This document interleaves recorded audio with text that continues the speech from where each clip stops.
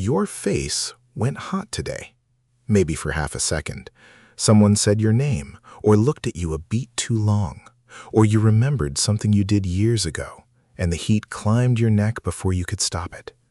You didn't decide to do that. You couldn't have decided to do that. And that is the strange part. Try it right now. Try to make yourself blush on purpose. You can't. No one can. You can fake a smile, force a laugh, squeeze out a tear if you concentrate. But you cannot will the blood into your cheeks. It only comes when you don't want it to. So here is the thing worth sitting with. Your body has a switch that broadcasts your most private feeling to every person in the room, and you are not allowed to touch that switch. Someone else installed it, and they installed it a very long time ago. Let's start with what is actually happening under the skin, because it is stranger than embarrassment. When you blush, tiny blood vessels in your face suddenly widen.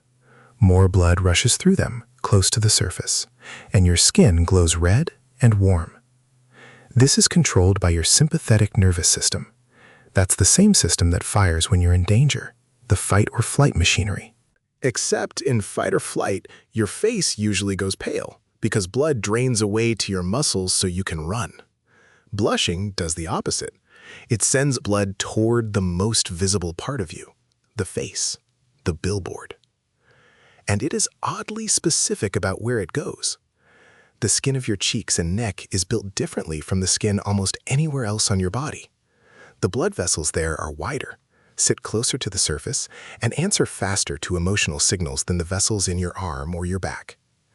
Your face is wired to change color quickly and dramatically, as if it were designed to be red. Pinch the skin on your forearm and nothing happens. Feel a stranger's eyes on you across a room, and your cheeks light up in under a second. One of those responses is protecting a body. The other is sending a message. And that already breaks the first easy explanation, because your body, in a moment of social fear, chooses to make you more visible, not less. That is not what fear is supposed to do. Fear hides you. Blushing spotlights you. Charles Darwin was obsessed with this. In 1872, he wrote a whole book on how emotions show on the body, and he called blushing the most peculiar and the most human of all expressions. He tested it the way a curious man tests everything. He asked people all over the world, of every background, whether they blushed. They all did. Darker skin, lighter skin, it happened underneath in the same way. He could find no animal that did it, not one. Sit with that. You share fear with every mammal. You share hunger, sleep, pain, the racing heart. But the red face, the visible confession, appears to belong to you alone out of every creature that has ever lived. Darwin couldn't solve it. He wrote that it was the expression he understood least. He knew what it did. He could not say why a body would ever evolve to give itself away. Because that's the real puzzle, isn't it? Everything else your body does in a tense moment is built to protect you. Your pupils widen to see, your heart speeds to move, your gut clenches, all of it serves you. Blushing seems to serve everyone except you. So let's try the obvious answer. Most people, if you ask them, will say blushing is just a glitch, a malfunction. An oversensitive alarm that goes off at the worst time. An accident of wiring that we'd all switch off if we could.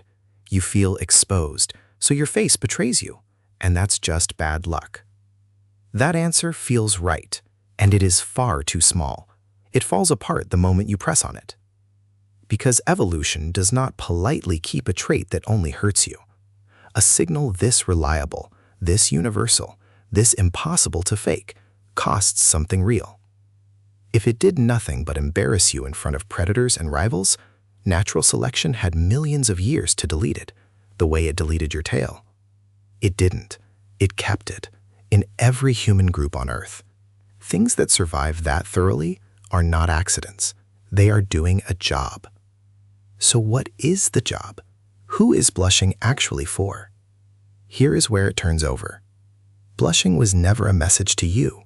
It was a message about you, sent to the people around you. And the message is honest in a way almost nothing else about us is. Think about what a blush announces. It says, I know. I know I crossed a line. I know that was awkward or unkind or embarrassing, and I care what you think of me right now. It's an apology your body makes before your mouth can form the words. And crucially, it's one you cannot fake and cannot suppress. That last part is everything. Words are cheap.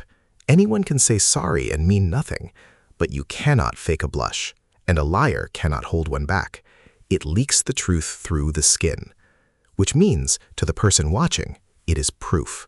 Real, involuntary, unforgeable proof that you have a conscience and it just went off. And there is research showing this is exactly how other people read it. The psychologists Corrine Dijk and Peter de Jong, working in the Netherlands, ran a series of studies on what a blush does to a watcher. They showed people scenarios where someone had committed a small social blunder, a spilled drink, a clumsy mistake, a broken trust. Sometimes the person in the story blushed, sometimes they didn't. The blushers were judged more kindly every time. People rated them as more trustworthy, more likable, more genuinely sorry. The blush worked as what the researchers called a remedial signal, a nonverbal way of saying I didn't mean it and I feel terrible, and it made others more willing to forgive them and to keep cooperating with them. Read that again. The thing you'd give anything to switch off is the thing that makes people trust you more after you've messed up. Mark Leary, a social psychologist who studies how humans manage the impression they make, frames blushing as part of an ancient system for keeping us inside the group. And Ray Crozier, who spent years studying it, argued the same. The blush isn't a bug in the social machine.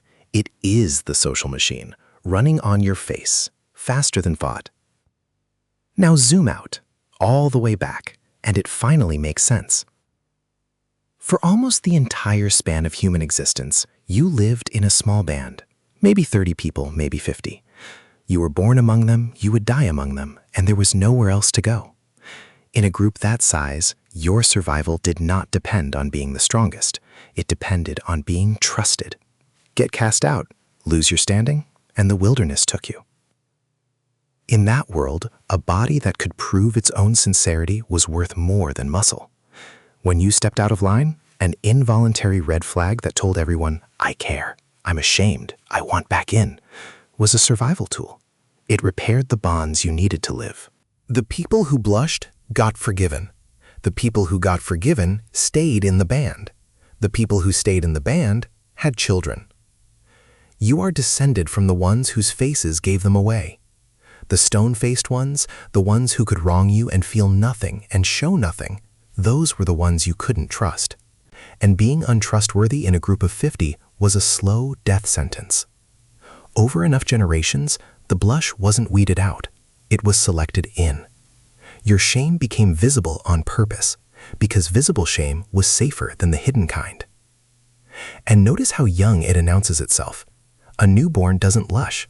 It takes a year or two until a child first becomes aware that other people are watching and judging. And then, right on schedule, the face starts to redden. Blushing arrives at the exact moment you learn that you have a reputation to protect. It is not tied to heat or effort.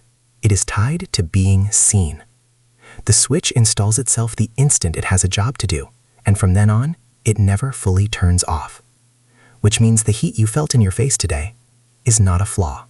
It is one of the oldest pieces of social technology you own, older than language, running on hardware you can't access, wired straight into the part of you that needs, more than almost anything, to not be cast out. And it's still running, in a world of strangers it was never built for.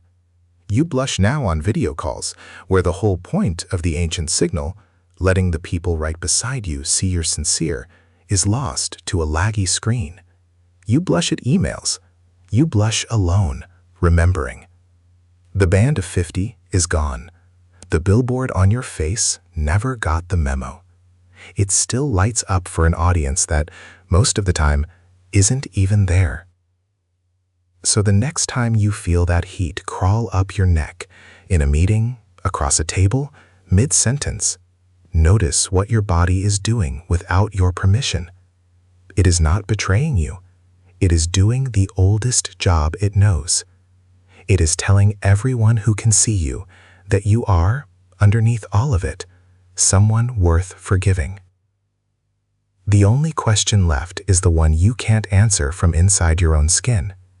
When your face goes red and you wish more than anything that it wouldn't, and someone across the room sees it happen, what exactly did they just learn about you that you were never going to tell them?